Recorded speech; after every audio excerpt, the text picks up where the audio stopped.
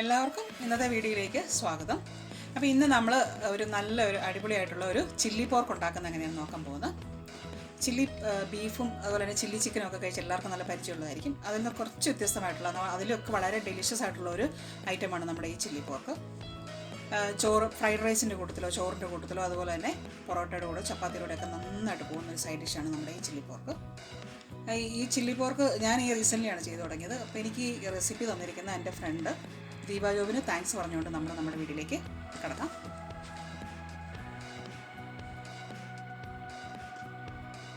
ഇതിനായിട്ട് നമുക്ക് വേണ്ട ഇൻഗ്രീഡിയൻസ് എന്തൊക്കെയാണെന്ന് നോക്കാം.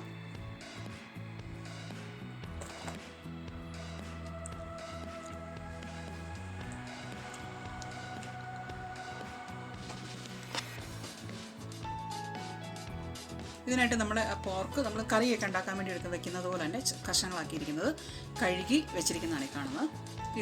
ഇതിലെ നെയ് ഭാഗങ്ങളൊക്കെ നമ്മൾ മാറ്റിയെടുക്കുന്നതായിരിക്കും നല്ലത്. നെയ് ഭാഗം ഉപയോഗിക്കാതെ ഇറച്ചിയുള്ള ഭാഗങ്ങളൊക്കെ മാത്രമായിട്ട് കട്ട് ചെയ്ത് ഇതുപോലെ മാറ്റി വെച്ചിരിക്കുന്നത്. ഇനി ഇത് വേവിക്കാനായിട്ട് നമുക്ക് വേണ്ട സാധനങ്ങൾ എന്തൊക്കെയാണെന്ന് നോക്കാം.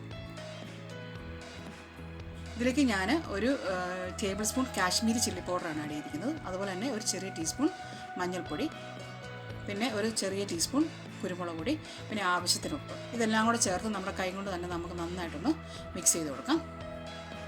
ഇത് മിക്സ് ചെയ്ത് മാരിനേറ്റ് ചെയ്ത് നമ്മൾ മാറ്റി വെക്കണമെന്നൊന്നുമില്ല.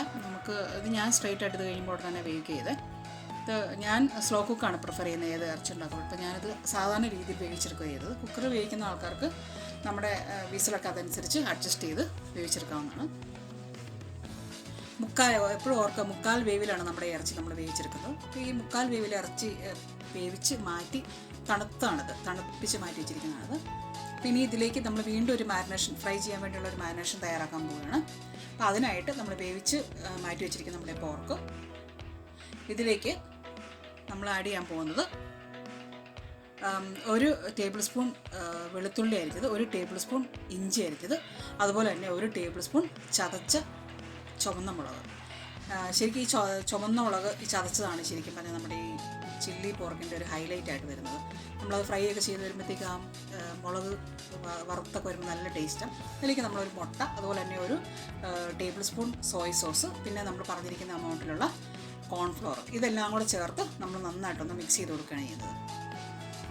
ഇഞ്ചിയും വെളുത്തുള്ളി, മുട്ട, അതുപോലെ തന്നെ സോയ് സോസ്, കോൺഫ്ലോർ, പിന്നെ ചതച്ചമുളക്, ഇതെല്ലാം ചേർത്ത് നന്നായിട്ട് മിക്സ് ചെയ്ത് പിന്നെ ഞാൻ മാരിനേറ്റ് ചെയ്ത് മാറ്റി വെക്കുകയൊന്നും ചെയ്തില്ല. ഞാൻ ഡയറക്റ്റ് ഫ്രൈ ചെയ്തത്. പക്ഷെ നിങ്ങൾക്ക് വേണമെന്നുണ്ടെങ്കിൽ നിങ്ങൾക്കിത് മാരിനേറ്റ് ചെയ്ത് വെക്കുന്നതിനും കുഴപ്പമൊന്നുമില്ല. ഇനി ഇതിലേക്ക് നമ്മൾ തിളച്ച എണ്ണയിലേക്ക് ഇട്ട് നമ്മളത് ഫ്രൈ ചെയ്തെടുക്കുകയാണ് ചെയ്യുന്നത്.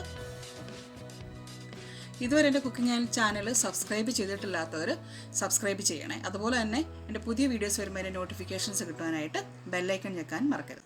ലൈക്കും ഷെയറും ചെയ്ത് എൻ്റെ കുക്കിംഗ് ചാനൽ നിങ്ങൾ സപ്പോർട്ട് ചെയ്യണേ പ്ലീസ്. അപ്പം നമ്മുടെ നമ്മൾ മാരിനേറ്റ് ചെയ്തിരിക്കുന്ന ഈ പോർക്കെല്ലാം നമ്മൾ ഓരോന്നായിട്ട് ഫ്രൈ ചെയ്ത് മാറ്റിയെടുക്കണം.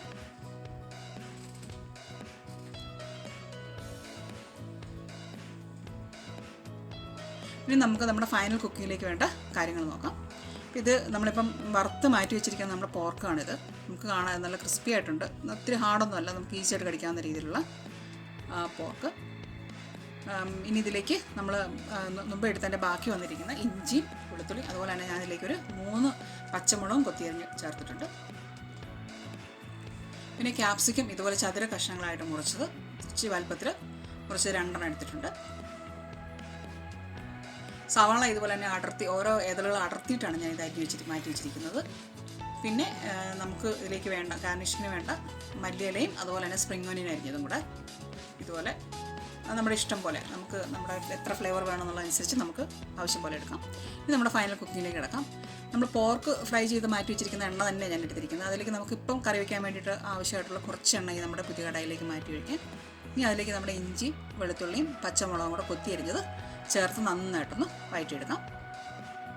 ഈ പതഞ്ഞ് വരുന്നത് നമ്മൾ ഈ മുട്ട ചേർത്ത് നമ്മുടെ പോർക്ക് ഫ്രൈ ചെയ്ത് തന്നെയാണ് ഈ എണ്ണയ്ക്കകത്ത് കുറച്ച് പതഞ്ഞ് വരുന്നത് പോലെ തോന്നുന്നത്. പേടിക്കേണ്ട കാര്യമൊന്നുമില്ല. ഇനി ഇതിലേക്ക് നമ്മൾ അരിഞ്ഞ് വെച്ചിരിക്കുന്ന സവാള ചേർത്ത് കൊടുക്കാം. അപ്പോൾ ക്യാപ്സിക്കം കൂടെ ഇട്ടിട്ട് നമുക്ക് നന്നായിട്ടൊന്ന് ഫ്രൈ ചെയ്യാം. കുറച്ച് ഉപ്പും കൂടെ ഈ ഒരു സ്റ്റേജിൽ നമുക്ക് ചേർത്ത് കൊടുക്കാം. ഒരുപാട് നേരമൊന്നും വഴറ്റേണ്ട കാര്യമില്ല. ഇത് നമുക്ക് ആ ഒരു അതിൻ്റെ ക്രഞ്ചിനെസ് കിട്ടത്തക്ക രീതിയിൽ തന്നെ നമ്മൾ എടുക്കുന്നത്. ഒരുപാട് സമയമില്ല. ഇപ്പോൾ ഈ സമയത്തൊക്കെ നമ്മൾ ഓർക്കേണ്ട കാര്യം എന്ന് വെച്ചാൽ ഈ ഒരു സ്റ്റേജ് വന്നു കഴിയുമ്പോഴത്തേക്കും നമ്മുടെ അടുപ്പ് സിമ്മാക്കണം. തീരെ ചെറിയ ചൂട്ടിട്ട് നമുക്ക് കുക്ക് ചെയ്താൽ മതി. ബാക്കി ഇപ്പം നമ്മുടെ ക്യാപ്സിക്കവും സവാളയൊക്കെ ഒരുവിധം ഒന്ന് വഴന്നു വന്നിട്ടുണ്ട്. ഒത്തിരി വഴണ്ട നമുക്ക് ആ ഒരു കാണുമ്പോഴത്തേക്ക് ഉള്ള ഈ ഒരു പരുവത്തിലേക്ക് തന്നെ നമുക്ക് പതുക്കെ നമ്മുടെ ഓരോരോ സോസസ് നമുക്ക് ആഡ് ചെയ്ത് കൊടുക്കാം.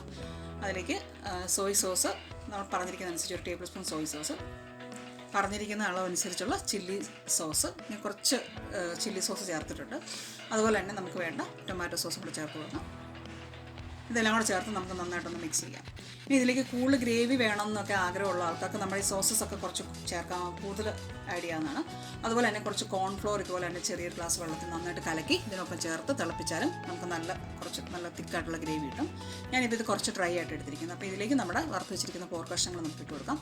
ഈ ഒരു സ്റ്റേജിൽ ഞാൻ അടുപ്പ് ഓഫ് ചെയ്തിട്ടുണ്ട്. ഇപ്പം ഇനി നമുക്ക് നമ്മുടെ കുക്കിംഗ് എല്ലാം ഓവറായി, ഇനി ഒന്നും ചെയ്യാനില്ല. ഇനി നമുക്കിതിലേക്ക് മല്ലിയില അരിഞ്ഞതും അതുപോലെ തന്നെ നമ്മുടെ സ്പ്രിംഗ് ഓനിയനും കഷ്ണങ്ങളാക്കിയതും കൂടി ഇട്ടിട്ട് മിക്സ് ചെയ്തെടുക്കാം. അപ്പോൾ നമ്മൾ കുക്കിംഗ് എല്ലാം കഴിഞ്ഞു. അപ്പോൾ ഇത് കാണാൻ തന്നെ നല്ല രസമല്ലേ? അത് കാണുമ്പോൾ തന്നെ അറിയാം അതിൻ്റെ രുചി എത്ര ടേസ്റ്റ് ആയിട്ടുള്ളൊരു ഇതാണ്. എല്ലാവരും തീർച്ചയായിട്ടും ട്രൈ ചെയ്യണമെന്ന് ഞാൻ പറയുകയാണ്. അത്രയ്ക്ക് ഇഷ്ടമാണ്. എൻ്റെ പിള്ളേർക്കൊക്കെ ഒത്തിരി ഇഷ്ടപ്പെട്ടു ഈ ഡിഷ്. ചപ്പാത്തിയുടെ കൂടെയോ ചോറിൻ്റെ കൂടെയോ പൊറോട്ടയുടെ കൂടെയൊക്കെ സൂപ്പറായിട്ട് പോകുന്നൊരു സൈഡ് ഡിഷാണ് നമ്മുടെ ഈ ചില്ലി പോർക്ക്. അപ്പോൾ ഇന്നത്തെ വീഡിയോ എല്ലാവർക്കും ഇഷ്ടപ്പെട്ടെന്ന് വരുന്നു. ഇനി ഒരു പുതിയൊരു വീഡിയോ ആയിട്ട് വരുന്നതിനും വരേക്കും എല്ലാവർക്കും നന്ദി.